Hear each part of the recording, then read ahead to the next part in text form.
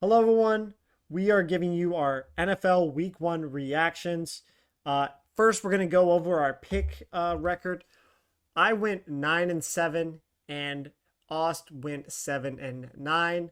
So, immediately, let's get into our. Oh, and before that, really quickly, I picked my underdog pick of the week correctly. I picked the Chargers to win outright, and they did. And your underdog pick was Carolina, and unfortunately, they did not win. Uh, so with all that out of the way, They did let's not. get straight into the games, starting with the NFL kickoff. The Philadelphia Eagles victorious over the Cowboys 24-20. I picked Dallas in this game to cover, and they did. So another correct pick for the good guys. Just kidding. I was actually very impressed with the Cowboys' offensive line and the Cowboys' run game. Actually, I was very surprised because I don't know if you remember, I kind of was probably a popular sentiment. I thought that Miles Sanders and Javonte Williams were going to be absolute dust, and at least Javonte wasn't. Miles Sanders had that one big run, and then he got caught up by a linebacker, and then promptly Yeah, that fumbled was sad. on a Make a Wish carry.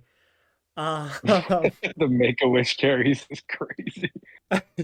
but I think Clayton Adams, who is the Cowboys' new offensive coordinator, I should have done more research on him, but he was a big reason for why the Cardinals' offensive line was good, and I just think that I kind of underestimated how how improved their offense would be, especially with Schottenheimer as the head coach.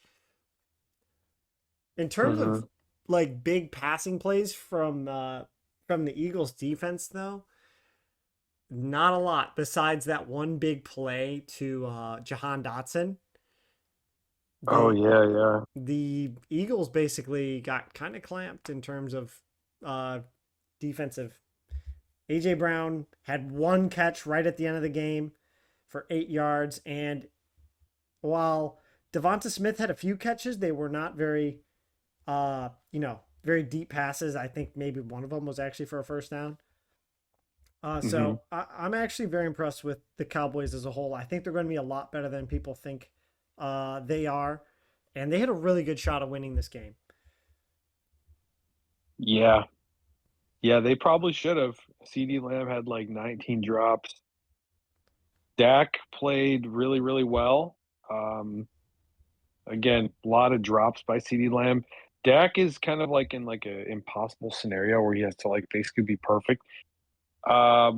But actually, he's actually really not because their defense looked pretty good, which I was kind of surprised about. Although, to be honest, I don't know how actually, now that I really think about it, because this one was kind of a while ago, but there were no punts in this game until the rain delay, and then it was all punts, if you remember, Yeah, right? yes. Like it was literally just it was just score, score, score, score, score, and then the rain delay happens for like an hour. Teams go back in the locker room, and the offense is just totally stalled out. Well, Um, the Cowboys really didn't stall out until CD started dropping passes. Like if he didn't drop any of those passes, I don't think their offense would have stalled out because he would have gotten hit for like a 40-yard completion and he just dropped it. Um, yeah, I mean, I don't remember who said it, but like they're like drop passes are basically like half a turnover. Like that, they're so devastating because yeah. you basically that you got three downs and you just basically wasted one of them. Um, the Eagles, yeah, I mean, I don't want to talk too much about like the fantasy football side of this, just because like obviously the big story there is like AJ Brown was basically like non-existent in the game. Um, I just yeah, I mean, I really my takeaway from this game was just how good Dallas looked compared to expectations. So yeah, that like Philly, I don't really have a ton of thoughts. Like I think they're fine. They still won the game. I thought they were gonna, be more dominant. than they were. I picked him to cover the 7.5. I just I really think the story is that for all the talk about Dallas being atrocious, and like I was one of the main people saying that, Dallas is not that bad. And again, maybe that's just week one adrenaline, and they'll still be terrible throughout the season. But I don't think I don't think Dallas is that terrible. No, I think they go as That's Dak really it. goes, and Dak looked very good, I'm a Dak big goes as CeeDee Lamb's catching ability goes. yeah, I'm a big Dak believer, a big Dak fan, and I've always kind of believed him to be a very top tier in terms of skill quarterback when he's on. And I will say it does help that Jalen Carter was sent to Pelican Bay before the game started, but at the same time, um, I look like the offensive line was killing it for the Cowboys, especially against a good defense in the Eagles. Uh, so I know an Eagles fan is always going to have that sort of asterisk that, oh well, they ejected Jalen Carter at the start of the game. Well, That's so true. And again, because it's a Thursday night game, it's like, so long ago you forget that stuff. But yeah. I don't okay, maybe that kind of changes everything, Well, don't to forget be that honest. the Cowboys didn't have Micah Parsons on their team. They traded him away. They lost their best defensive player, so it's all fair. Yeah, but they're never getting him back Yeah, Jerry unless he Jerry comes fleeced them. back By when the he's like way, 30.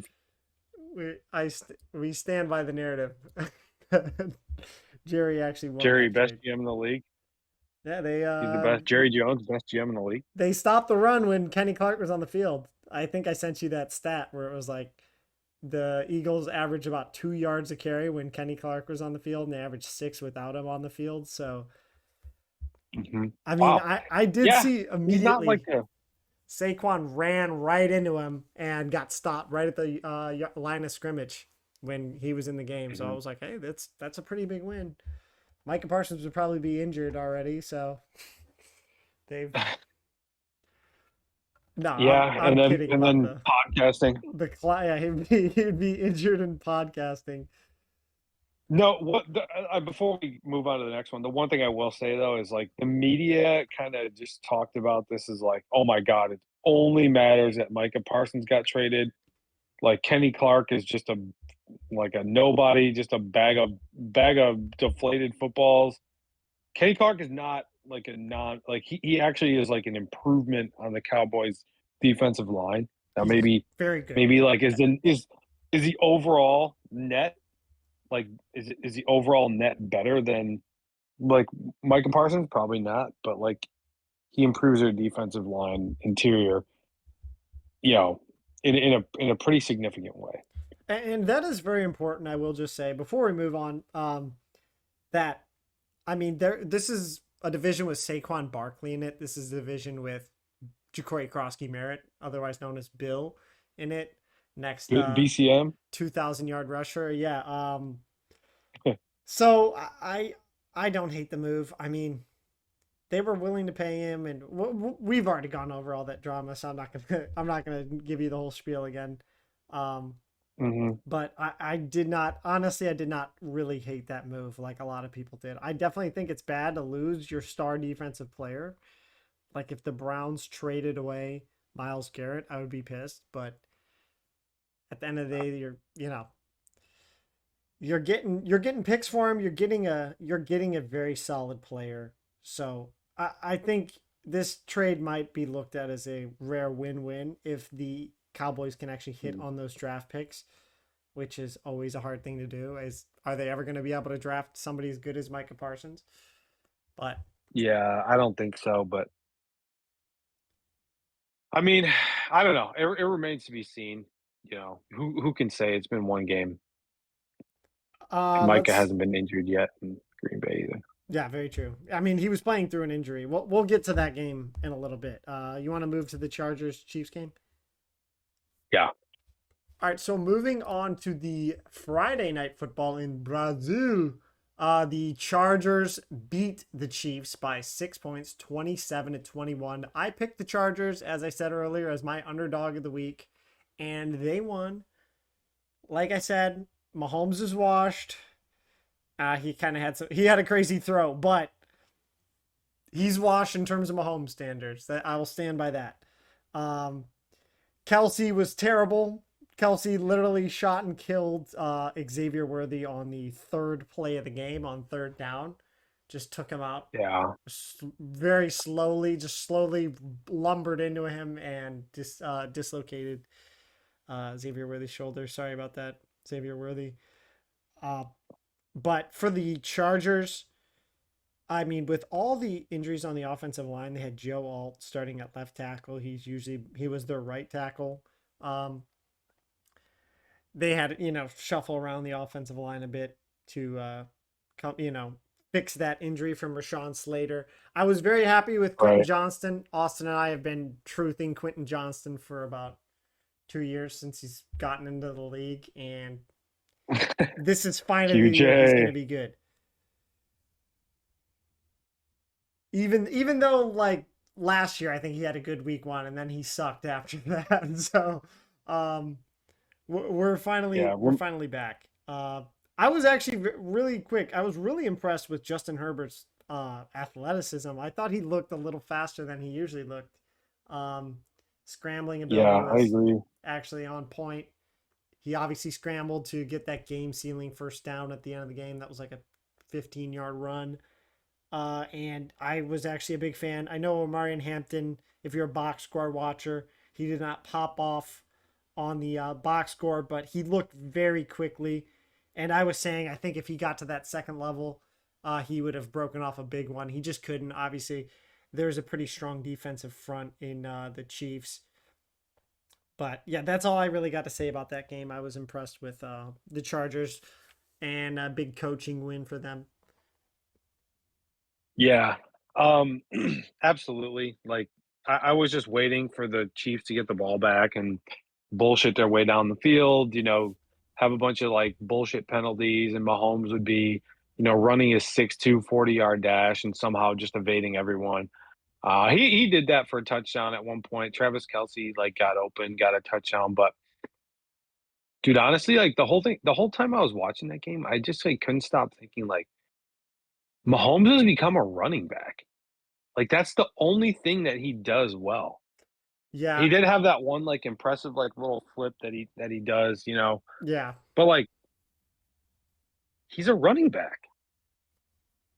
And now it didn't help that dumbass Kelsey just destroyed his only best good. receiving target. Yeah, Well, I don't know. Then Hollywood Brown kind of had some catches as well for a while, but yeah, I don't know. I'm kind of with you on like the Mahomes. I don't. I'm not gonna say he's washed yet, but like, gosh, dude, he did not look the same he as he has did no even help. like I will 4 years say that. ago. I would consistently see him drop back, have a completely clean pocket, and he would be just staring at receivers. And if Mahomes could actually find somebody open, he's going to make a throw. He's going to make some sort of play. And Right. I mean, there was nobody getting open. And I mean, I think he's got no receivers. His freaking top target, Travis Kelsey, is like 97 years old and a married family man. He's old and washed. Yeah. I mean, dude, even though Hollywood Brown had like 10 catches for 100 yards, he had like one huge catch that made up like a bulk of that actual yardage. He was not averaging 10 yards a catch. Um, Right. Right. Right. he had one like No, really dude. big Most. catch, and then he had a bunch of like bum catches. Like he was not getting any yards after catch. I was making a big note of who's getting yards after catch in that game, like just trying to see who was a good receiver on the Chiefs. Uh, Basically, Juju was the only one that had any sort of juice getting yards after the catch. It was Hollywood Brown would catch the ball and fall down like he was Tyler Lockett. Like that was Yeah. that was what he looked like out there. So Yeah. I mean, kind of a lot of receivers doing that nowadays, but respect to Juju. I'll just whatever. say that I honestly thought Juju looked the most impressive in terms of like being a wide receiver.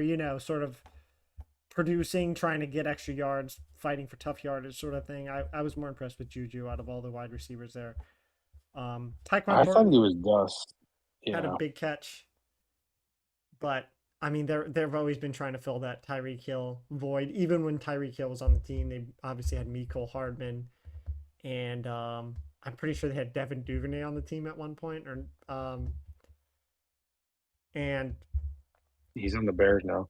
yes, yeah, and he was a good returner for them. But I will just say, I think they're going to make a trade at some point in the season, and yeah, I think in terms of like the Chiefs definitely want to get a wide receiver at some point, and Tyreek Hill's going to be I was available about to pretty say, I think soon. we got to talk about that at some point. The Tyreek Hill sweepstakes. Unfortunately, I think he I could go mean, back. I think so. I just like, yeah, and we'll kind of get into it when we get to that Dolphins game, but I think it's I think it sounds pretty likely to me that Tyreek Hill is going to go back to the Chiefs. I mean, he clearly is donezo there, and the Chiefs need receivers in the worst way. Now, obviously, they're going to get Rashee Rice back, week 7, but they're already 0-1. What if they're I don't know. What if they're like 2-4? I don't know. Like they probably won't be 2-4, but you never know. Yeah, it might be ugly for them this year. We'll have to see. The Chargers might just be that good. Who knows? Maybe they're going to come out week 2 and just freaking kill everybody. All right. Here's what the Chiefs have. They have Eagles. They're hosting the Eagles next week, which Oh, I mean, I'm not going to say the Eagles are going to win just because they won the Super Bowl, but we'll say I don't think the Chiefs are going to be favored in that game, and I don't think that the Chiefs are going to win that game. I mean, They if we're have thinking they about go to matchups, I think the they go to the quarterbacks. Giants. What? No, sorry. Continue. No, just at a high level. At a very high level. Like I just think like the Eagles probably should be favored in that one. Then, the Chiefs go to the Giants. They should win that one. Jackson Dart. But again, the Giants have an incredible pass rush. Yeah, Russell Wilson's awful, but then they host the Ravens on September 28th, and the Ravens obviously, despite the choke, they look really really scary, and the Jaguars then Lions. So I don't know. They're definitely not going to win all those games. I'll just say that. No, So yeah, anyway, yeah, just to kind of get back on track, but yeah, they may need to trade for Tyreek Hill. yeah. We'll talk more in depth about who we think Tyreek's going to go to when we get to that Indy game because there's not a lot to talk about for Miami. But Mhm. we can move on to the NFC Yeah, South let's move matchup. on to Tampa. Yeah, Tampa versus Atlanta. Tampa was favored by 2.5 points. They won by 3, 23-20. This was a pretty crazy game. Came down to the absolute wire. Atlanta lost their chance to go to overtime off a Young Hoku missed field goal. I think it was a 40-yarder. It wasn't. It was not a very far one. It wasn't a long one. Yeah, it was brutal. I was very very very impressed with Emeka Egbuka. Um, Obviously caught the game Yeah. winning touchdown, caught one earlier as well. He is, in my opinion, I think he's on track to win Rookie of the Year. Um, really, really happy with Ibuka so far. I think this actually may be Baker's year to win MVP if he keeps producing like this. He's obviously going to get Chris Godwin back. He had a great year last year, and that was without Godwin for most of the season. And I mean, he had Mike Evans, and then he had, Jalen McMillan, Trey Palmer, these guys. So he was working with a lot of, and obviously Sterling Shepard, who's still on the team, but he was not working with the stars that he's going to have. He's going to have Mike Evans, Chris Godwin, Abuka. I really like this year for Baker. I think he's going to do good. And they won with Baker kind of having a down week. I'd say there was a lot of struggle in the pass game early on, struggle in the running game too. I know Bucky Irving didn't put up big numbers. He did have a receiving touchdown. Um, this was a big win for Tampa. with all the injuries on their offensive line, they had to shift their offensive line around a lot. Obviously, missing Tristan Wirfs, who's one of the best tackles in the NFL, if not the best tackle in the NFL. Um, Mm-hmm. Really quick, just to touch on Tampa's defense. I was really impressed with them stopping the run. I know Bijan had a big game receiving, but if you look at his rushing stats, he did almost nothing in the run game.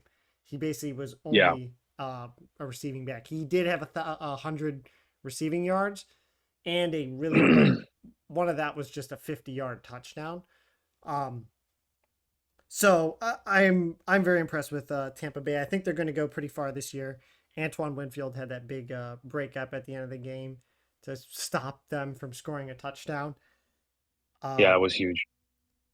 Really quick, Josh Grizzard. I don't know if you know, he was the uh, quality control for the Dolphins, and apparently he worked really close with Jalen Waddle in 2021, and that was when Jalen Waddle Oh, broke the record for rookie receptions and the rookie record of 1,015 receiving yards for the Dolphins. So yeah. it's probably a Buka season, bro. I think this is big time Abuka year. Oh, yeah. Big time. Absolutely big time. Just one thing I want to say, because I do agree with you. I would say that the Bucks would probably need to get like the 1 seed in the NFC for Baker to win MVP. But I think, with his receiving options that he has, I think he, could definitely put up some crazy numbers. Like he could have, like, I think, what do you have, like 41 touchdowns last year or something like that? Yes, I know He he could was have more than third that. in overall in touchdown passes. Yeah, I mean, he may even have more than that this year. And, if you get in that like 45 touchdown range and that's MVP territory for sure. The one thing I want to say though, like, because, we've said this in a few games, and actually multiple games, like, oh, this running back didn't really do much. No more running backs really did much except for four guys. One of them being Derrick Henry, the other one being Travis Etienne, who went 16 carries for 143 yards. Bill Krosky Merritt, 10 carries for 82 yards. Brees Hall had an awesome day, 19 carries for 107 Huge yards. game. But I'm gonna start reading off some of these numbers to you, CMC did good. like just just in terms of rushing attempts and rushing yards. Okay, Bucky Irving, 14 carries, 37 yards. Bijan Robinson, 12 carries for 24 yards. That's Bijan Robinson. Yeah, Isaiah Pacheco, 5 for 25, I guess 5 yards a carry, but only got 5 carries. Obarian Hampton, 15 carries for 48 yards. Chase Brown, 21 carries for 43 yards. Dylan Sampson, 12 for 29. Jonathan Taylor, 18 for 71, not bad, but not really good either. Achan, 7 for 55. Again, that's good, but not in a lot of volume. Ashton Genty, 18 for 38 yards. Alvin Kamara, 11 for 45. James Conner, 12 for 39. Jalen Warren, 11 for 37. Tyrone Tracy, 10 carries for 24 yards. Chuba Hubbard, 16 for 57 yards. Um, McCaffrey, 22 for 69 yards. Kenneth Walker, 10 for 20 yards. Um, Jahmyr Gibbs, 9 for 19 yards. Even Josh Jacobs, 19 carries for 66 yards.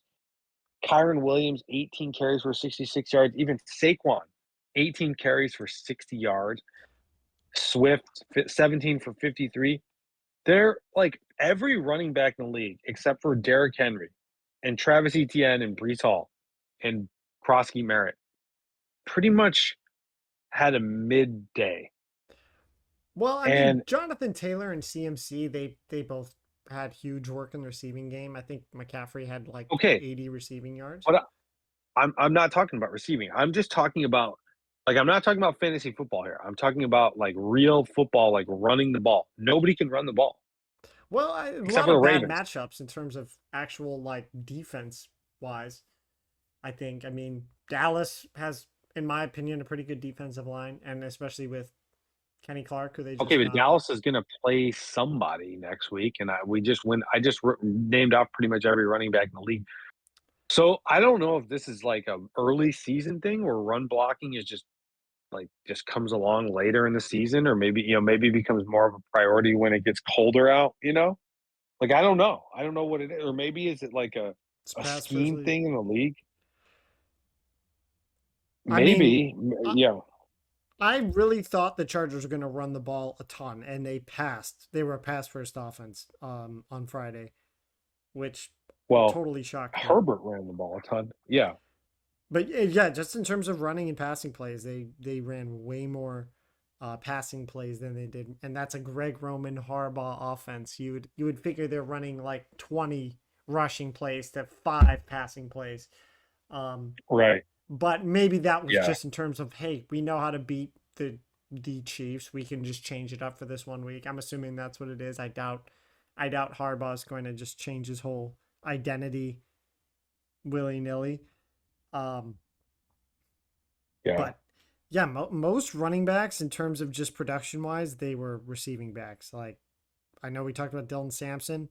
If you want to just go right into Cincy Cleveland, um, Sure. I don't have a lot to say about Cleveland. Their defense played great. Uh, Jamar was pretty much shut down by the Warden Denzel Ward. Um, Miles Yeah. Garrett sacked Joe Burrow 4 times. Basically, he sacked him basically almost 3 times in one series. Uh, I'm Wow. really pissed that we got rid of Dustin Hopkins. I don't care about washed Dustin Hopkins being washed. I'd rather have him than Andre Smith, however you say his name. Um, he Yeah. deserves to be sent to Guantanamo Bay and locked up forever. Um, oh Is he on your yeah, most wanted list? he's literally on my FBI's most wanted list, number one top suspect. Um, he will be caught. He will be captured. Uh, I did pick Cincinnati to We will cover. bring They this did not criminal to cover. justice. He's evading justice right now, but I'm sure soon enough that Justin Tucker will become a Cleveland Brown and Andre Smith will be in prison. I picked Cincy to cover. They didn't cover. Cleveland To be played close. apprehended. I thought they would play close, and I went against my better judgment and picked Cincy to win by a big time. You obviously picked Cleveland and were correct. To cover that 4.5 point spread. Obviously, Cincy won by 1 point, 17-16. I really thought the receivers let down Joe Flacco. Both of Joe Flacco's interceptions were actually on uh bobbled passes, and the game sealing one was just Cedric Tillman just bobbling one and literally bumping it into the hands of a defender, which what the fuck are we doing? Yeah, really Yeah, just that was want Cleveland terrible. to tank, honestly. Dylan Sampson looked great, Harold Fannin Jr. looked great. Uh Other than that, the Bengals fucking sucked in the second half. How much of that was on the defense or what have you? They had about 7 net yards in the second half. Um, so yeah, honestly, I barely watched this game. It was on, and I was more interested in Daniel Jones. I love Daniel Jones. But I want Cleveland to tank. I'm fucking done. I'm done with the season already. Um, that's all I got to say. I'll let you take it away for Cleveland and Cincy. Yeah, I mean, I didn't think they looked bad. I mean, I looked at the Browns roster early in the season. I'm like, why are people saying that this is the worst team in the league? I don't think this is the roster of a number one overall draft team. But then yeah, you just see the way that the Browns just invent ways to lose. Like nobody is better at snatching defeat from the jaws of victory than the Cleveland Browns. I mean, they just like that bobbled pass that gets intercepted, and, missing field goals. It's just like I don't know. I don't know what to say. Bad teams find ways to Although lose. I Good did teams find ways to win, man. I stand by that firmly, and we are not a great team. Uh, and right. Well, yeah, I don't have like I said, I didn't have hopes for us in this game, and I even claimed that our offense would be better than people thought, and I was like, we're still gonna find a way to lose. Um, yeah, until we have Baker Mayfield back on the team, I will never have hope in the Cleveland Browns winning a football game or Jameis Winston. I'd rather have Jameis than anybody else. Okay, I don't know about that, but yeah, I mean, Anybody else that just the Browns could reasonably get? How about that? Not obviously, I'd rather have Josh Allen a billion times over, but the Browns will never ever right. get him. They had the chance to draft him and didn't. Um, yeah, Cleveland, you hit. Yeah. I really believe Cleveland drafted really well. Although Mason Graham didn't have a huge performance, I think he'll get better as the season goes on. I Um, still think he's going to be good. yeah, I'm with you. Um, do you want to go on to Miami, India? I don't really have a lot to say besides Cleveland sucks. Yeah, the Browns. Yeah, I just feel bad for Browns fans. I don't know how you do it. I mean, it's not much easier as a Bears fan, but God, at least we have 1985 that we can look at. Um, yeah, let's go on to the Colts game. Yes. Miami traveled to Indianapolis to take on the Colts. Colts won 33-8. Jim Irsay's looking down and smiling right now. I picked Miami to cover as the underdogs, the 1.5 point spread, and I was incorrect. I even said in my prediction that I'm a Daniel Jones truther. I just figured Miami would look better than this. As the Daniel Yeah. Jones truther of all time, I just want to say to everyone else who's a Daniel Jones believer, we did it. We personally willed this to existence. He led the Colts to score on every single possession they had, which I'm pretty sure they said did not happen since like 1990 or something, a long time ago. Um, Loved seeing Jonathan Taylor getting passing game work. He's actually very underrated in that sort of aspect. He's got great top end speed. But I I am officially going to start calling Daniel Jones instead of Daniel Dimes. He's now Indiana Jones. He's officially earned that nickname. Those who know are calling him Indiana Jones, and he's fully earned it. Uh, Moving on to Miami, Tua fucking sucks. Um, he's just terrible. I watched that like I said, I watched that game primarily in the early slate, and I was like, what are you doing? He literally threw a pick to a defensive lineman who was like 6'5". I'm like, how do you fucking not see that guy? He threw it directly to him. Uh Tyreek's going to Ugh, request a trade or retire. I think the Dolphins are just completely and utterly broken. When they scored, when they got those 8 points, that was a Zach Wilson. You know, that was the game was over by the time they scored those 8 points. That this game was 33-0. Um, gosh, dude. Yeah. yeah. So with all that said, I really think Tyreek Hill. There's a couple places he can go. One of them being back to the Chiefs. Another one, which is even more awful, is that the Ravens trade for him. The Ravens will probably get him because they just somehow end up getting every single good player ever. Um, that a team is Yeah. stupid enough to give up on. They obviously got Roquan Smith. They got Derrick Henry in Yeah. free agency. So then they tried to trade for him before that. So if there's a doomsday scenario, it's that the Ravens get Tyreek Hill and they have another speedster to pair up with Lamar. But who knows? Maybe Tyreek actually just sucks. I mean, he got open a few times, but at the end of the day, how much of this loss is actually just the entire team is bad and not just not just Tyreek, not just Jalen Waddle. Um, Oh yeah, that I mean, you can't blame a 33-8 loss on one guy. I mean, come on. That's it's a full spectrum it's a full spectrum loss for sure. Um, I don't know. I just they're cooked. The Dolphins are cooked. It's over. I think like I think Mike McDaniel has officially like lost control of the team. Like I think again, I saw this guy in Chicago when he was here and he looked like a child. And I was like, I don't know how grown NFL players respect that guy.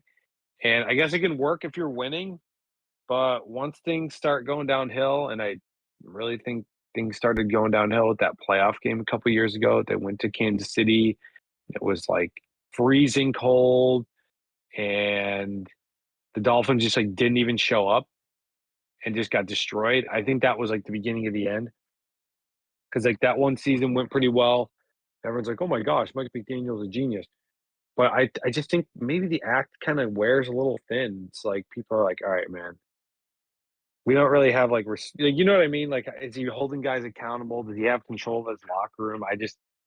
He's legitimately like 5'6", 130 pounds. No. He's tiny.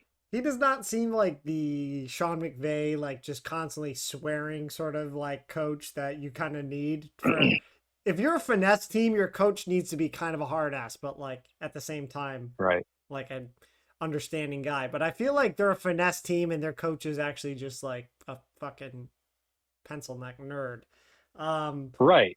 and Yeah. and No, they're you can't have that. Like they're the softest team in the league. exactly, yeah, And it's not a surprise when you like look at their coach. Like I'm sure he's a great guy. I don't have anything against him personally, but I just when I saw him, I was just shocked at how like childish and babyish he looked. I'm like, dude, there's no way that he can go up to a guy like a 6'5", 270-pound defensive lineman and just be like, "Yo, you need to be better, bro." what are you doing? Yeah, tell him what the f you doing or something like that. No, Right. I just yeah. And then when you can't hold people accountable, then you everything just falls apart. yeah, And yeah, Tyreek Hill, he's out of there. Um, Colts, I mean, we talked about this. I'll just touch on the Colts real quickly because I didn't really watch this game, but I did see, how well Daniel Jones performed. Um, you know, we talked about, quarterback trauma, getting out of a terrible situation, like the Giants, Jets, Bears, Browns. Um, it usually takes multiple years for a quarterback to kind of get over that. Sam Darnold, Baker Mayfield, Geno Smith were our big examples, but it looks like Daniel Jones didn't take much time at all. he had a clean pocket and And he started to look like Peyton Manning. yeah, I mean, like what, half a season? Didn't he went to where did he went to Minnesota last year, right? Yeah, yeah, he had that Okay, Kevin O'Connell. That's all he yeah, he needed. didn't play, but He just needed to right. be on in the building, dude. He was in the building. Yeah, I mean, dude, Daniel Jones has a 71-47 career touchdown interception rate. I mean, he's put up put up good numbers. Averages 3,500 passing yards a year, 64% completion. So good for him. I now we totally understand why they chose Daniel Jones over Anthony Richardson. For all the people saying, "Oh, the Colts are just giving up on their season." No, they're giving up on Anthony Richardson, their draft pick, who they never should have taken, and he's clearly better than Anthony Richardson. Okay, Yeah, notice how he's good the he doesn't Colts have the offense looked with him versus how terrible it fucking looked last year. They look like a bottom it was five team awful. offensively last year. Defensively, they looked pretty decent, and it was just they couldn't get off the field because their offense is terrible. And all of a sudden, Daniel Jones steps in and like, oh wow, this offense looks actually really good. And oh wow, Daniel Jones is making crazy throws to Alec Pierce and wait, they're moving the ball very efficiently. Oh, wait, when you actually don't steal all the run game work from your, one of the top five running backs in the league, Jonathan Taylor. Hey, look, the run game Mhm. works. Oh, you're passing it to your running back. Hey, the ball's moving. This stuff never happened with Anthony Richardson there. And I am so happy that Daniel Jones actually gets to play football. And the Colts look pretty good. Yeah, no, they definitely did. They definitely did, and they definitely didn't give up on their season. Didn't tap out So ever. I never saw Daniel right, Jones yeah, they tap didn't out. And he was running they the didn't football tap pretty out on good their too. season. He's looking like a baby Josh out there. Uh, Yeah, I mean, yeah, I think now obviously got to temper expectations here because the Dolphins are maybe the worst team in the league. I don't know. They're probably not going to win more than a few games. Like they're going to be a 4-13 roster. I'm guessing. they Like play the five Patriots next wins week, max. dude. That's Th- that's gonna be if They're they're the losing that real deal game. or not. No, they're losing that game. I promise you. Mike Vrabel's not losing to Mike McDaniel. Are you kidding me? Mike Vrabel will give McDaniel a swirly. I wholeheartedly believe that. Um, Like he will literally pick him up and just swirly his ass like for 60 minutes. That's what that game's gonna be. And yeah, I will like blood bank guarantee. I'm whatever the line is on that game, it's not high enough. I'm taking the Patriots in it. Maybe a little look ahead to our prediction show, but yeah, no, that game is over before it began. you Dolphins want are to move actually to favored -1.5. Vegas? Uh, yeah, let's run it. All right, Vegas traveled to New England to take on the Patriots. They won by 7 points, 20-13. I picked New England, and you picked Las Vegas. I honestly, I didn't really see a whole lot of this game. Um, as I said, I watched Me mainly neither. mainly the Colts game. I also watched a bit of the Jets and Arizona game. So really, all I have to say about this is Kayshon Boutte had a really big game. Kayshon Boutte legacy game, 100 yards, which he had a 100 yard game last year at the end of the season. So he actually might be their number one guy. I know we kind of talked last week about how he's kind of like a blue chip wide receiver in terms of like recruiting wise. He was, 5-star high school recruit. So he actually might be the guy Yeah, out there. Diggs, not really a big factor. Um, Drake May threw some picks. Still love Drake May. He's turning into baby Josh Allen in terms of just like throwing interceptions. Uh, but uh, Genty, I mean, we talked about running back performances, but he did not look he did not look like he was great. He had a very middling performance. Obviously, majority of their offense was passing game work with Geno, and Brock Bowers had a big game. Um, but yeah, kind of surprised that someone like Pete Carroll wasn't just running the ball a ton, right? Especially with Genty, that's like kind of a Pete Carroll thing, run first team. yeah, Um, but yeah, I mean, they had Geno throwing the ball a lot. In terms of Patriots run game, I did see Travion Henderson got a lot of the passing game work, which you got to give your explosive player, especially somebody like Travion Henderson, passing, screen passes, stuff like that. Just get him the ball anyway you can, and I really like that. So I was a big fan of seeing that. Um, yeah, for sure. but other than that, I really don't have a lot to say about either team. Like I said, I really didn't see this game a whole lot. Um, I did watch some of the highlights. I saw Dante Thornton had a big pass, but I can't really give you like game script stuff. I didn't really see a whole lot. I didn't really get a good feel of both teams. I'm definitely gonna have to key in on both of them next week.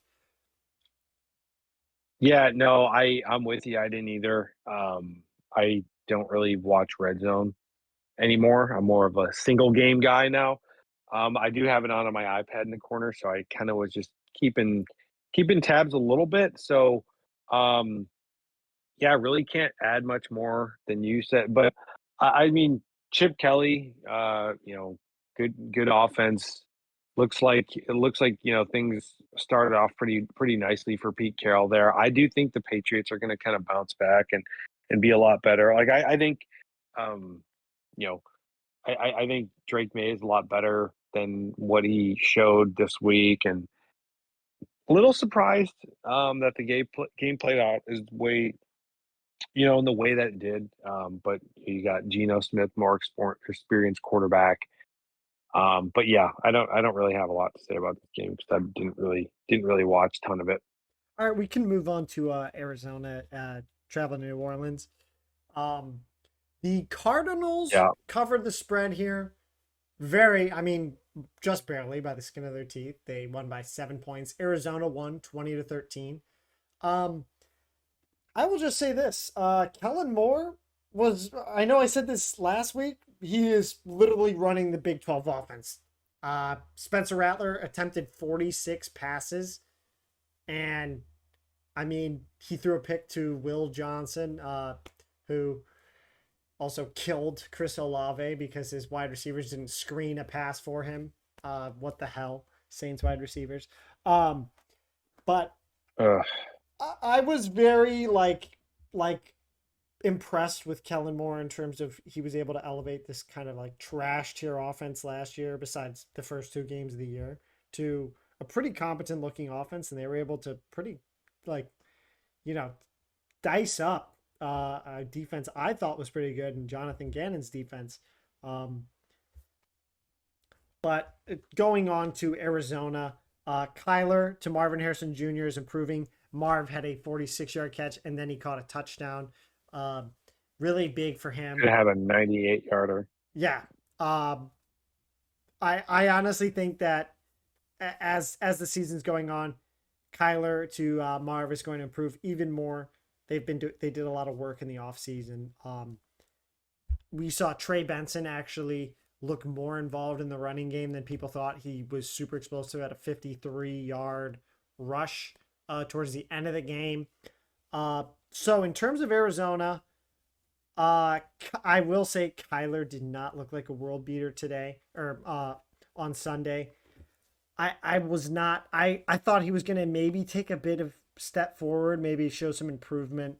As we said, he's supposed to be really healthy now that it's been 2 years off of his injury. So I was a little disappointed with Kyler today. I was like, damn, I'm not seeing the regular Kyler. Maybe that's just says that the Saints defense is better than we think, or um, maybe Kyler's not as great as we think. But yeah, I think this was a serviceable win for Arizona.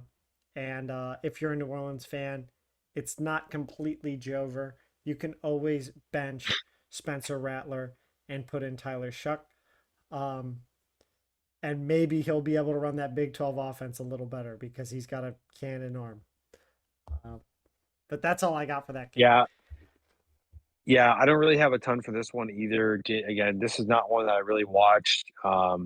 Really was just kind of trying to see, how the Arizona defense looked. Kind of hard to tell against, an offense like that for New Orleans. Yeah, New Orleans is trying to get Chris Olave killed. We need to request a trade out of there. What they're doing to him is a war crime. And yeah, Kellen Moore needs to be locked up in Pelican Bay State Mouth breathing Penitentiary. Bay. Yeah, for the crime of mouth breathing and attempted murder. Um, Marvin Harrison Jr.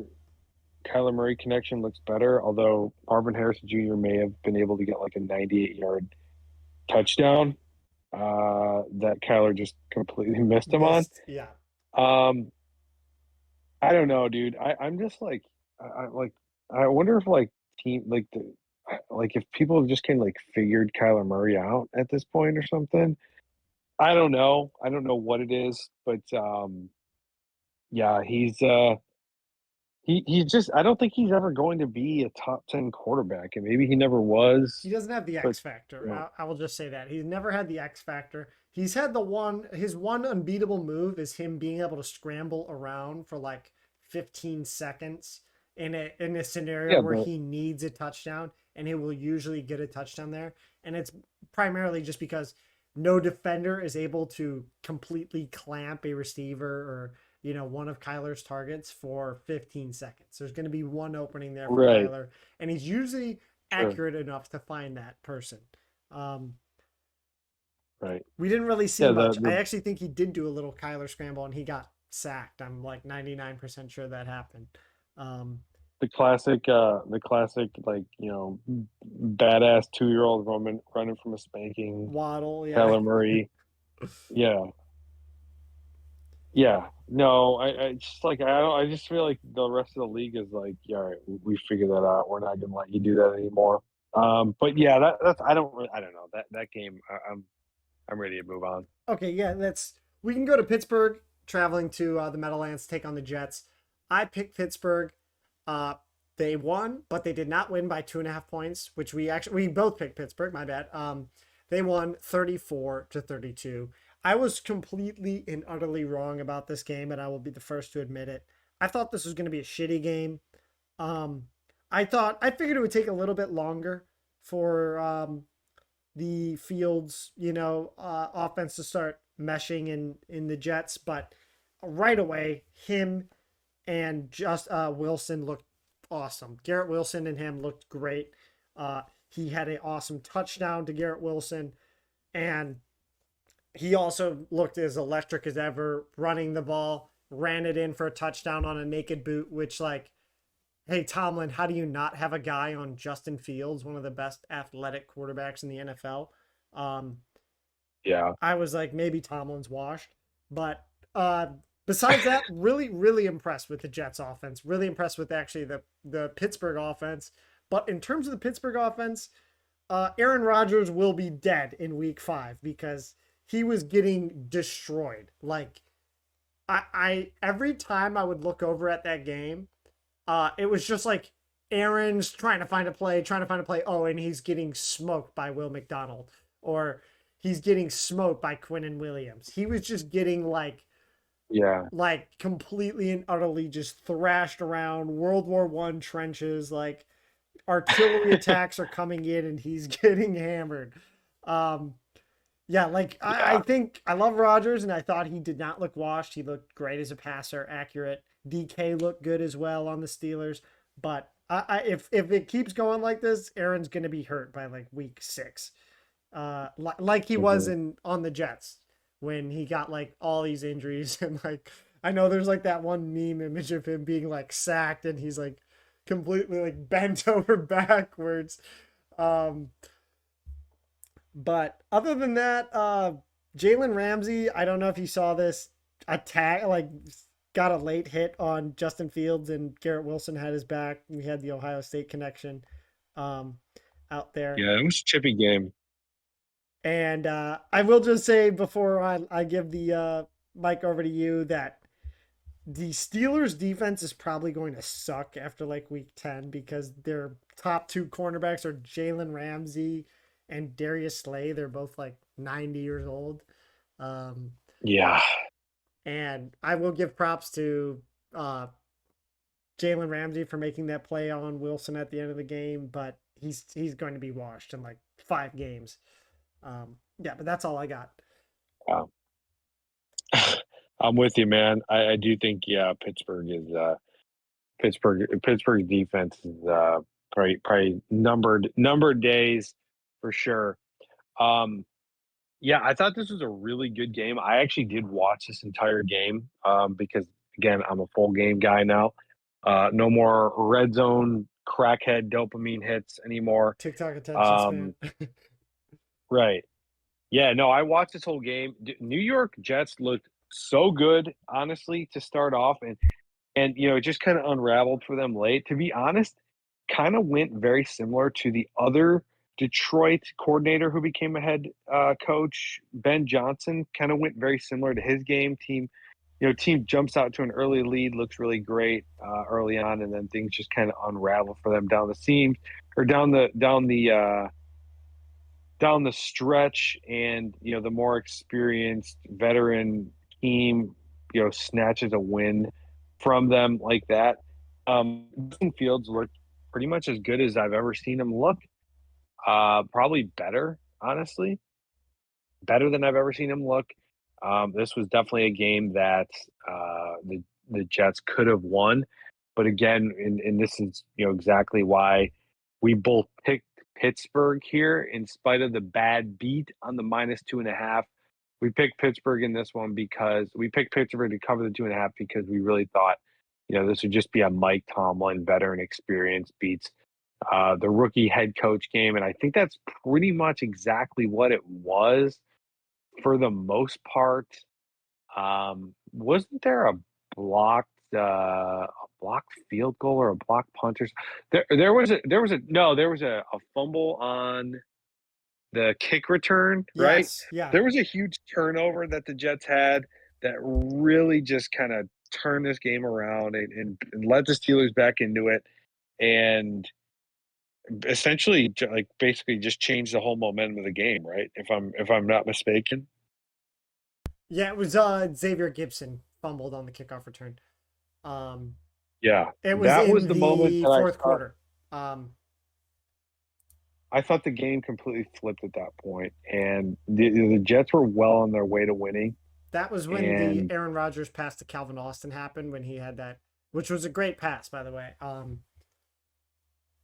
But yeah, that was basically the turning point. I mean, they started the freaking possession. I'm looking right here, 22-yard line. So on the Jets 22-yard line, that's red zone immediately. right, yeah, that I mean that was the turning point in the game. I don't think the Jets lose with, or I don't think the Steelers win without that. But overall, and all in all, very promising start to the Jets season. Very promising start to the Aaron Glenn era. Very promising start to the Justin Fields era. I mean, look at the way they ran the ball. Brees Yeah, Hall was Brees one was of the awesome. four running backs. He was one of the four running backs that I listed off earlier that like actually had a legitly good day. In fact, I think it was him, Derrick Henry, and Travis Etienne who were the only running backs to go over 100 yards rushing Yeah. on this week. So that was incredible. I mean, their offense looked a lot better than I thought Offensive it line. would. I thought the Jets offensive Yeah, line looked good too. Um, dude. which You know what's weird is I thought that the guy who was the Jets GM previously, Joe Joe Douglas, Douglas, yeah. he's been he's been fired. I actually thought that that guy made good picks. Like I thought he was a good GM. No, a lot of people did. That Um, they did not really like give him, like there were definitely some big screw ups, like the Zach Wilson pick, yeah. and some head coaching moves. Obviously, like Robert Saleh was, not a really good coach, but Culture fit. for the most part, I thought that. Wait, what? No, I said he wasn't a good culture fit because I think he's just one of those guys that's not meant to be a head coach. But Right, I'm with you. Like um, he hit on Armand Membu though. McDaniel probably. He was Yeah, great for the Jets. I don't even think he allowed a single pressure. I'm pretty sure I saw that. I mean, if we look at TJ Watt's box score, he's the box score maxer. I don't even think he recorded a sack on Justin Fields. mm, And they did not run the ball towards TJ Watt at all. They were basically running it at Casey Hayward, um, uh, who is Mr. I need $1 billion, even though I've been playing in the NFL for like 20 years. Cam Um, Hayward. yeah, Cam Hayward, not Casey Hayward. Sorry. Yeah. Yeah. But anyway, Cam Hayward freaking could not stop Brees Hall, obviously. So big, Yeah, big day for the Jets. I think they got a lot to improve unconvincing. on. Aaron Glenn obviously got them, like I said earlier, a lot of sacks for the Jets. Yeah. Um, yeah, I mean, overall impressed with what the Jets did. Don't really knock them for losing to a team like the Steelers. That's got all that experience and veteran coaching and all that good stuff. You want to move on to the terrible game. The Giants traveling to Washington. Commanders won this Yeah, game 21-6. We both picked the Giants. Russ is ass. Russ is terrible. Russ is yeah, going to be the number one on my FBI's most wanted list because Jameis Winston should be starting. Um, they basically were throwing it deep coming out of the second half to Malik Neighbors every time, and he had a couple big catches. But for the most part, if your entire offense is trying to get Malik Neighbors the ball on a 20-yard catch, it's not going to end well. Cam Scatabo, I don't know if you saw it. He was CTE maxing. He basically led every single tackle with his head when he was pass blocking. And when he was running, he was doing the you say exact he same was thing. CTE maxing. Yes, he's. New York's pass rush is good. Abdul Carter, uh, impressive. I didn't like the number he was wearing. But other than that, for Washington, love Ja'Cory Krosky Merritt. Debo Samuel is not fat. I just want everyone to know that he is not fat. He has James Harden the weight off of him, and he looked actually faster than he did last year for the He took 49ers. the he took the fat suit off. He was wearing a fat suit every single game for the 49ers last year. But no, he looked very athletic. He had a big touchdown. And he had some big yardage plays. So I'm very impressed with Washington's offense. We will have to sort of eat our words on that sort of regression, um, because the Giants have a great defense, and they were still able to score 21 points on them. Uh, okay, yeah, that's cool, fine, whatever. But I'm not going to give them any credit when a guy like Russell Wilson goes 17 to 37 for 168 passing yards, zero touchdowns, zero interceptions, and a He fumbled. 59.3 passer rating, a 25.5 QBR. Eesh. I'm sorry, or yeah, I'm sorry. Russell Wilson is just so bad. The Giants' offense is.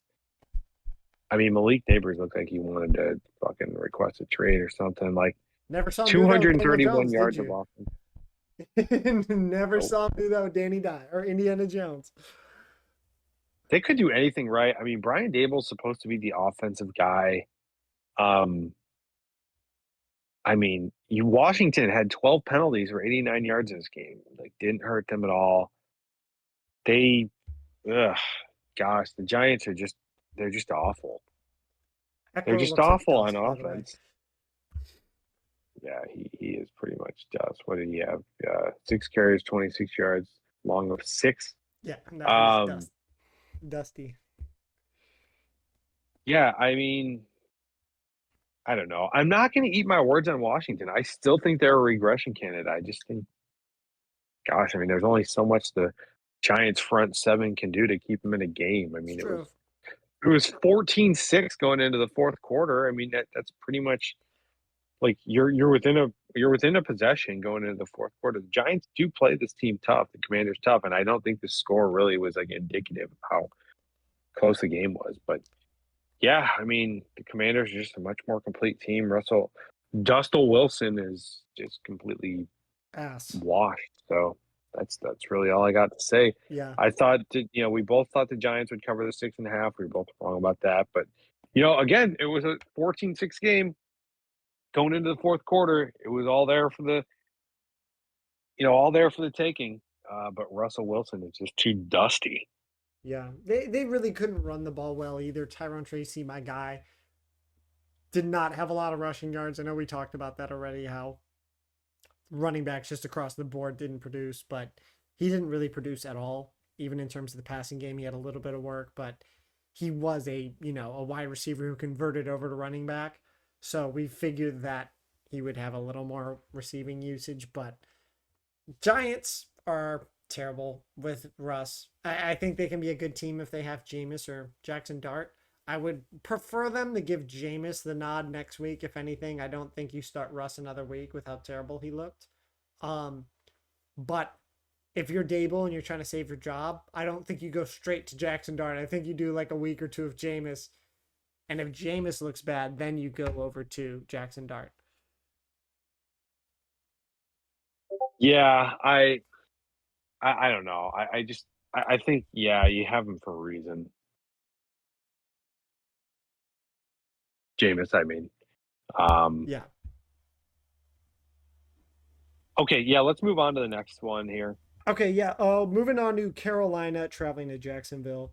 The Jacksonville Jaguars won 26-10. I picked the Jags to win by 3.5 points.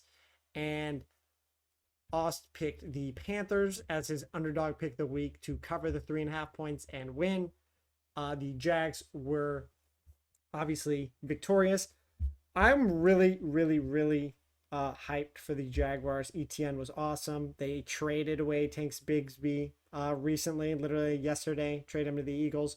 I really thought, however, that Brian Thomas Jr. was underused. I know that Trevor missed him on a lot of passes. Yeah, Um, yeah, he kind of did. but I thought they were targeting Travis Hunter way too much. And the second they gave that reverse end around play to BTJ and he scored. I'm like, that's what an actual top wide receiver in the NFL looks like. I did not see any of that with Travis Hunter. Um, really impressed with T Mac. I almost said Tracy McGrady. Uh, really impressed with Tedero McMillan, T Mac as we call him. I do have a big question if the Panthers' improvement last year after the bye week was a mirage, though, or is I the think Jacksonville so. Jaguars defense just that good? We don't know yet. We have to see next week. Yeah, I think it makes me sad that everything the Panthers showed last year was just totally fake. Bryce Young just went right back to 2023 Bryce Young, but yeah, it's Bashal Tootin season in Jacksonville. Nothing new. Facial Tootin. Uh, Yeah, you want to move to Tennessee, Denver? All right, now we are going to move on to the Tennessee Titans traveling to Mile High Stadium to take on the Denver Broncos. The Denver Broncos won by 8 points, 20-12. I picked Denver to cover the spread. You did as well, Austin. We both got that one correct. 7.5 points. Denver won by 8, obviously. Uh, what I want to say about Denver offensively, I was a bit worried because I thought Bo Nix looked like he might have taken a step back. He obviously had 2 turnovers. The first pick in my mind was more on Cortland Sutton just being out physical for a 50-50 ball. Less of a 50-50 ball, more of like a 60-40 maybe. Uh, but I will say in defense of Cam Ward, I liked how Cam Ward looked. I thought he had some good scrambling abilities, and he really had to put the team on his back in terms of offensively because there was a lot of dropped passes throughout the entire day. Not very happy with Calvin Ridley. He dropped one when they were trying to go down the field and win it. Um, I will just say Sean Payton like had a huge fuck it play call when they were up by 8. They were up by 8 points at the end of the game, and it was like fourth and 6 or whatever. It was a pretty far fourth down, and they went for it and shot this moon rocket to Marvin Mims Jr. Didn't get it. They actually had Cortland Sutton wide open on the other side of the field, and Bo Nix just didn't throw it to him, didn't see him. Um, but I really liked that because it was just like a big like fuck it play call by Sean Payton. Uh, Other than that, Denver's defense still very very dominant. They get a good grade from me. I was also a really big fan of Tennessee's defense. I thought it looked very improved. Uh, Other than that, do you have anything to add on in that game? no, I was just surprised at how close it was. Like, I mean, Tennessee first pick in the draft. Didn't really watch a ton of this game. I was more watching the Lions Packers game. Um, but yeah, I mean, I just think Sean Payton needs to shut the fuck up and like hyping his team up because now they look now they look like bums because Sean Payton's like, oh well, Bo Nix is the greatest quarterback of all time, and RJ Harvey is the greatest running back of all time. And, like just like Sean Payton is like just a little too like I don't know. He's feeling himself a little too much, and I think he needs to just kind of cut back and like cool it a little bit. Yeah. Like the guy literally is like smelling his own farts. Harvey Like did you know have a that very like explosive run in that in the fourth quarter. They started he trusting the run did, but game. like Uh, you almost lost at home to the worst team in the NFL from last year. So like let's just like kind of chill out, Sean Payton. yeah, I'm agreeing. I'm agreeing with you. I think the offense, in terms of defense, they look like a world-beating defense, but offense-wise, Yeah. yeah, they have some issues to fix. We can move on to San Fran traveling to Seattle to take on the Seahawks. San Fran won 17-13. I picked San Fran by 2.5 points. Got that one correct. You picked Seattle. Uh, First off, Brock Purdy threw 2 interceptions. One of them was pretty unfortunate. But still really really liked Brock on that game-winning drive with the touchdown to Jake Tonjes. Um, Ooh, Also, yeah, Christian that was McCaffrey, not washed. Loved him. He had He's not washed. still had the burst, had the passing game involvement. Really liked how he looked in that game. We lost Kittle very early on, RIP, his hamstring. Um, Tariq Woolen basically got like was like aura farming, trying to get turnovers on defense, and it backfired for him pretty much all the time, including on that game-winning touchdown because he did not box out Jake Tonjes, and Tonjes basically Oral farming is crazy. ripped it out of his hands and scored the Yeah, game-winner. that was a wild play for sure. I JSN just was a monster. You obviously saw that he was getting tons of great passes, lots of deep balls, and really, really liked how he looked. Cooper Cup looked like Cooper Dust, as we predicted. so Uh, sad.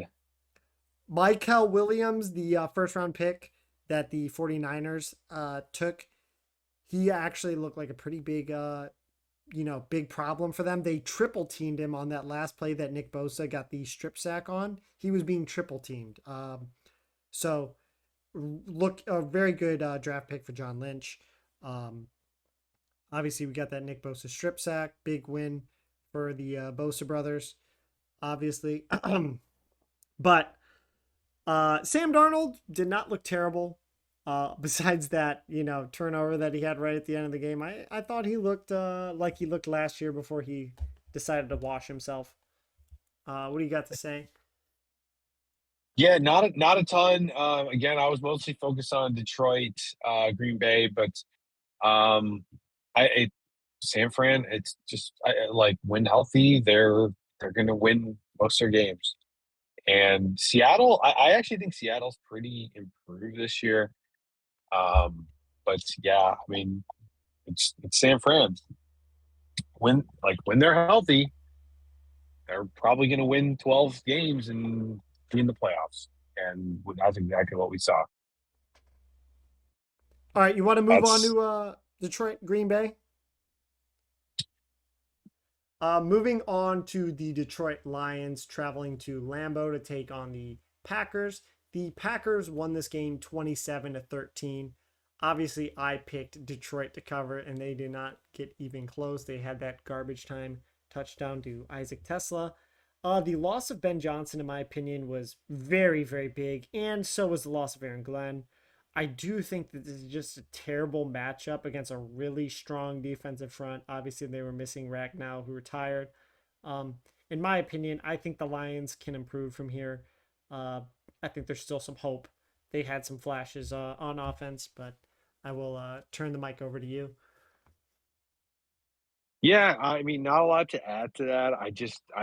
The Lions look so bad, and it was like it was pretty shocking, but it also wasn't because coordinator turnover is a huge deal. I mean, you lose your coordinators, you're gonna feel it. And that's why, like, I don't know, maybe I buy into it too much, but in this case, I was like, this was the easiest pick ever.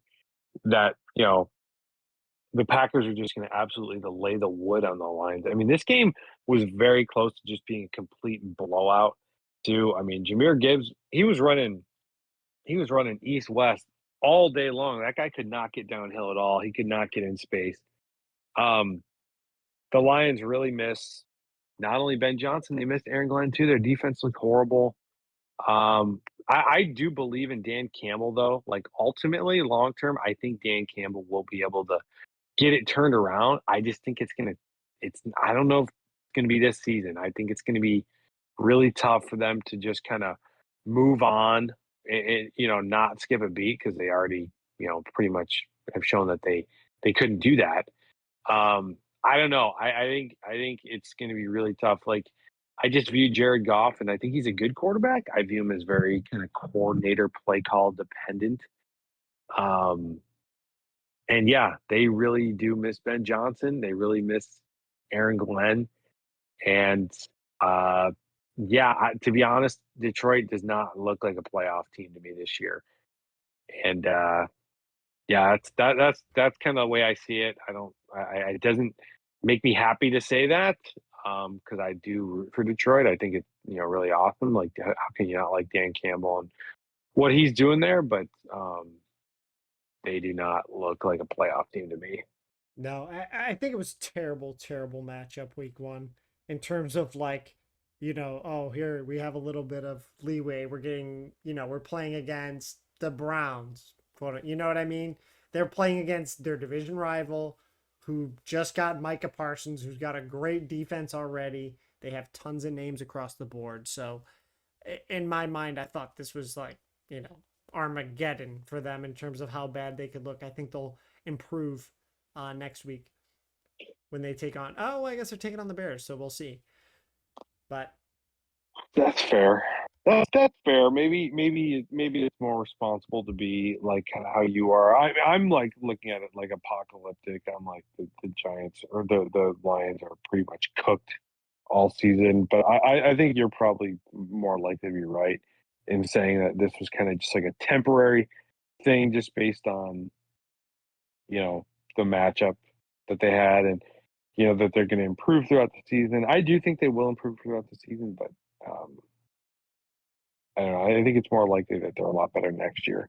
yeah, let's not forget they had no head coach or offensive coordinator or defensive coordinator turnover for the past 2 years. And that is huge for them. They look great for the past 2 years, right? And obviously, Ben Johnson, huge. Um, so I think it may be a little bit of a system shock in terms of like, Mm, wow, now we have two new guys. Obviously, I'm still with you. I believe, dude, they got it done without Ben Johnson. They had Anthony Lynn, and people are still a bit bought in on Dan Campbell. I don't believe anyone cannot be bought in on Dan Campbell. So, yeah, I think they'll be right. back. They will, but again, I just don't know if it'll be this year. I don't think it'll be this year, actually. Um, all right, Yeah, we I can don't, move I don't on. know. Moving on to Houston traveling to the LA Rams home stadium of SoFi. The Rams won 14-9. I picked the Los Angeles Rams to cover this 2.5 point spread. You picked Houston to cover. I was I was pretty struck at how bad the Houston offensive line looked. Um, I'm very surprised that they had that much faith in their own improvement and traded away their offensive linemen, the few good offensive linemen that they had. Um, Going on to Nick Chubb in the run game, I actually thought Nick Chubb looked better than he did last year coming off that ACL. Um, Really impressed with the Rams defense. I thought the Rams defense looked great. In terms of Rams offense, Matthew Stafford looked like Stafford. He's not dust. Um, he actually absorbed a couple hits and sacks. Good for him because I didn't know if he was dealing with those back injuries. I didn't know if his back was going to be cooked. Um, and really quick, just touching on Puka Nakua, he got like double hit on one play. He got hit in the head twice by two separate defenders. Um, Puka Nakua has the Samoan Max Holloway Pacific Islander style chin. Um, really impressed with Puka. Didn't even get rocked. Yeah, Came right back in the game. His definitely. biggest problem was the like a cut over his eye. That was what he was worried about, and he literally got like head to head hit twice. So uh, if you're ever betting on a guy to to be an Iron Man in terms of like that sort of injury, bet on Puka. Puka had a huge game, by the way. He had a great game, 130 yards, huge game by him. Great win for the Rams. Yeah, I mean, I agree. Can't really add much to that. I'm just really disappointed in the Houston offensive line just because I think CJ Stroud is a really good quarterback. I just think he never has time to throw. They have a good defense, which keeps them in games. Although I do think, like, just overall, like, yeah, they did get rid of some offensive linemen. They drafted a guy in the second round, though. They brought in some new guys, and I just think it's going to take some time for their offensive line to really, like, gel and start to live up to its full potential. So I just think this is a really, really tough matchup for Houston to have in week one, with that Rams defense. But overall, I did think the Texans held up really well in this game. I mean, they competed, they fought for the whole game, and I mean, weren't they driving at the end and Yeah, somebody fumbled? Paul Like, what? ball got punched out by I don't want to mess this guy's name up. I think it's Lan something.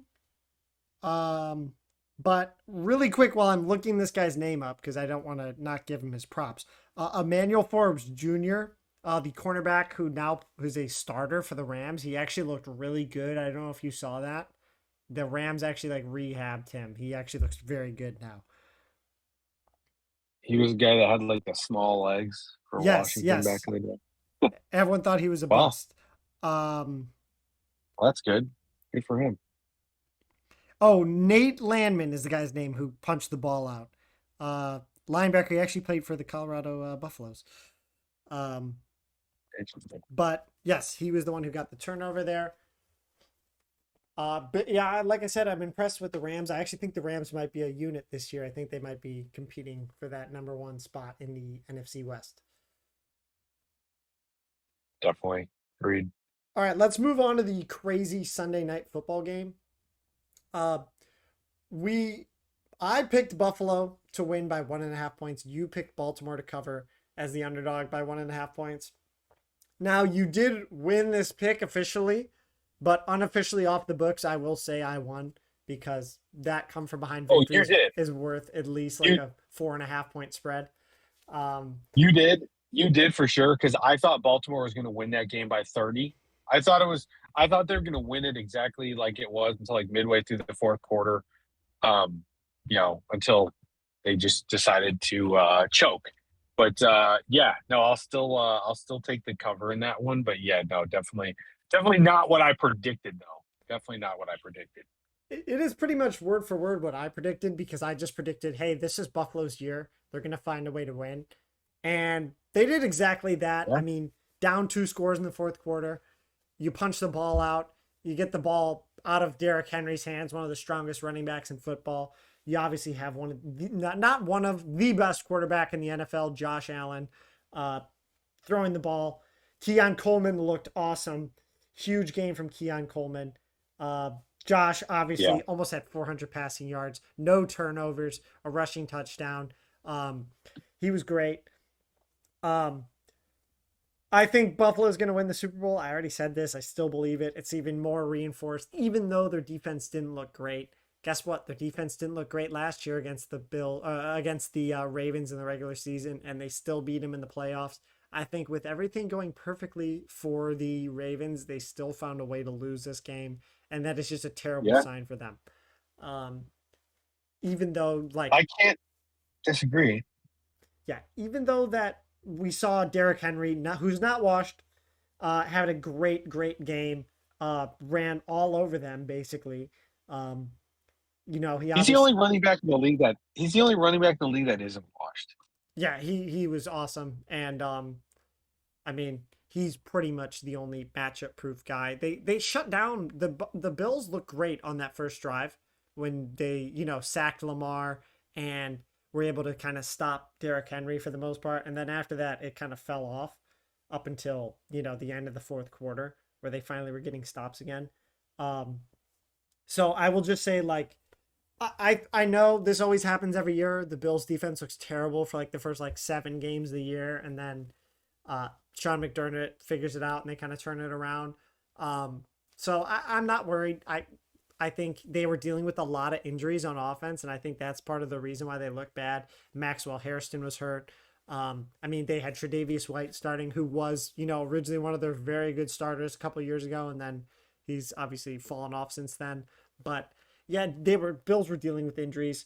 Um, so I think they're going to continue and improve, and I think this is basically like Baltimore is going to be like, what do we even do? We scored 40 points and we still lost. So this is a very demoralizing loss for them, and there's going to be a lot of question marks for them moving forward. Yeah, you got anything else to add? Yeah, definitely. Bills seem like team of destiny after a win like that. So definitely lends a lot of credence to what you're saying about them being their year for the Super Bowl. But yeah, let's move on to the Bears. All right, yes, Monday Night Football. I'm going to just say a few things and I will let you take it away. Um, Minnesota favored by 1.5 points. I picked Minnesota to cover this, and they did. Minnesota won 27-24. Really quick, I'll say a few things about the Vikings, and I will let you have your way with your take on the Bears. I thought Kevin O'Connell proved that he is one of the best head coaches in football. Um, Brian Flores is also one of the best defensive coordinators in football. And honestly, he probably should have stayed the coach of the Dolphins because their new head coach sucks, as we mentioned earlier. Really, really happy with Jordan Mason. He looked like the bona fide actual running back one. They still used Aaron Jones, but he was actually more of a receiver. They had him just lining up out wide and catching passes like a receiver did. He actually caught a touchdown like that. Um, and one quick little anecdote I will add on Ben Johnson. They threw that challenge flag on the TJ Hawkinson catch in the second half, and it was like the most obvious catch ever. And I honestly just thought he did that because he's a first time head coach and he just wanted to throw a challenge flag just because he could. And the crowd was getting all amped up. Um, so, yeah, that's all I have to say about the game. I'll let you take it away because you're obviously our resident Bears fan. Yeah. I totally agree with you on the challenge flag thing. Yeah, I mean, if we had talked about this yesterday, I would have been like ready to jump off a bridge. But today, I'm more like, kind of sober and relaxed about it. I mean, nobody nobody should have expected Ben Johnson to have the Bears turned around and Caleb Williams fixed in one game, especially Ben Johnson's first game ever as an NFL head coach. So, um, I think what really makes it hurt the most is uh, just the fact that like you had that win in your hands, and I don't know, like Cairo Santos, that kind of annoyed me. Like the idea of like that you don't know if your kicker can hit it out of the end zone, and so you basically gave him a returnable kick, and you lost almost a minute off the clock there, and Yeah. basically cost you the game there. That was a real blunder. I thought, like you said, the challenge flag was a real blunder because that cost a timeout. And it's small decisions like that cost you games. That make the difference between winning and losing in the NFL.